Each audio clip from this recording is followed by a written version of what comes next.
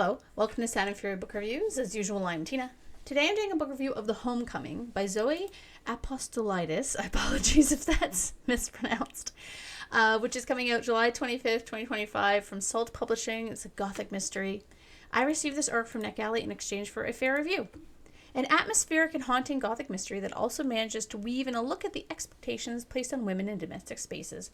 The Homecoming isn't exactly surprising in its twist, but it's very enjoyable nonetheless. What is it about? Quietly disturbing, The Homecoming tells the story of Ellen, a young ghostwriter sent to record the memoirs of an elderly woman living in a remote Northumberland manor. Elver House is dilapidated, its faded beauty falling to ruin. The assignment seems simple enough. Ellen will spend a week conducting interviews at Elver House before returning to London to write Miss Carey's autobiography. She and her editor know very little about Miss Carey besides her request to be interviewed in person. Ellen's editor has agreed to the dates and gathered scant information, but it'll be up to Ellen to tease out the story. The village is remote and rural, and Elver is no quaint country cottage, but a wild and sprawling estate. Ellen digs deeper into the history of Elver, preparing to return to London and write her client's book. In doing so, she must confront much more than she bargained for, and realizes that Miss Carey is being haunted by more than the past. I've said this twice already, but I would call this a Gothic mystery, as it has almost all the tropes. Rundown, secluded manor house, a woman main character, creepy but not horrific scenes, and a social critique woven in.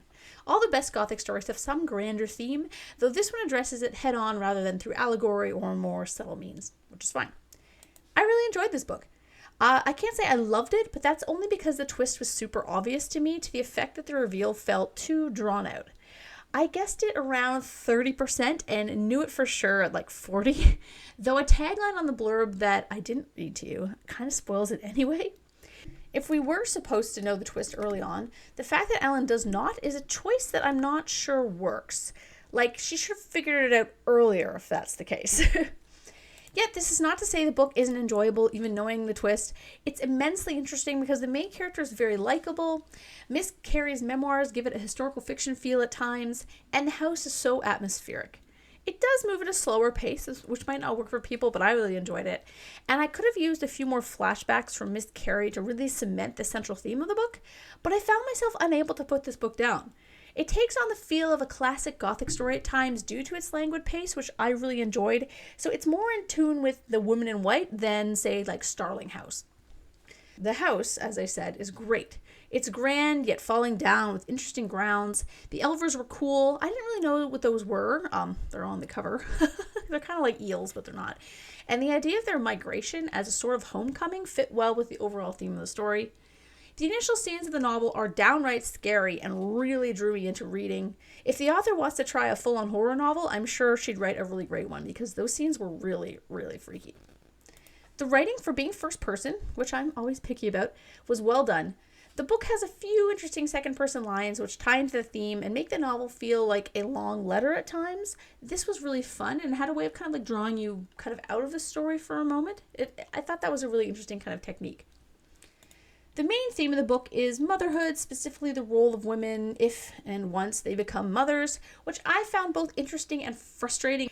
This is a really complex and interesting concept. Do I think that this book handled it in a great way? I think it was a bit heavy-handed. I think it could have been a bit more fleshed out in a way to tie into kind of how the modern stuff that she experiences with her friend is related to what she hears from Miss Carey. Those things didn't really feel super connected. They felt a little bit kind of shoehorned in at times, or maybe like not really fully fleshed out. But I really like that the concept was brought up. I thought that was really interesting. I thought it added a different layer to kind of the Gothic mystery. Overall, I mean, I'd say this is a solid 4-star read. It's really impressive for a debut. I would 100% read another book by this author.